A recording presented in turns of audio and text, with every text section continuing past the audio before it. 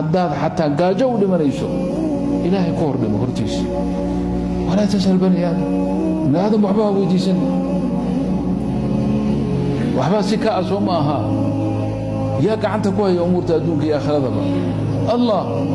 ilaahay bari oo ilaahay dariiqa aad ku baryayso iyo waddada aad u marayso maaha ilaahay waa ducaysta adigoo qaafil ah maaha inaad habeenkii kacdo oo qiyaamuleyl tukatid qiyaamulleylka markaad tukanaysid waa muqadima boqorrada la iskama galo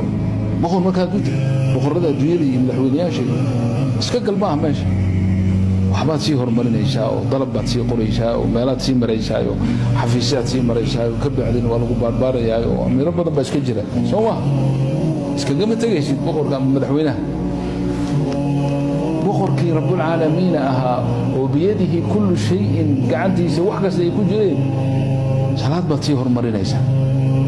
waad wanaagsan oo tukatay oo bilkhushuuci ku tukatay oo habeenkii gudcorkiisa ah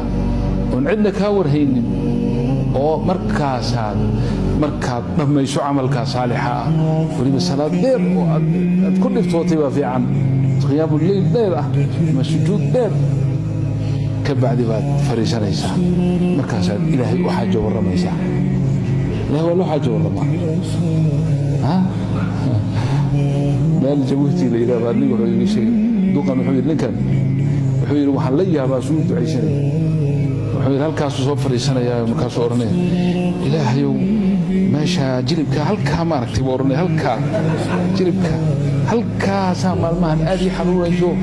kuwan dhakhtarkuna waxay leeyihiin waxbaa la bedelaya dee wax bedel baan u baahannahay adaa haye halkaa ii hagaaji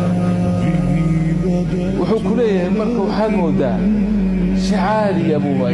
rabbiga ula sheegay waa sida la rabo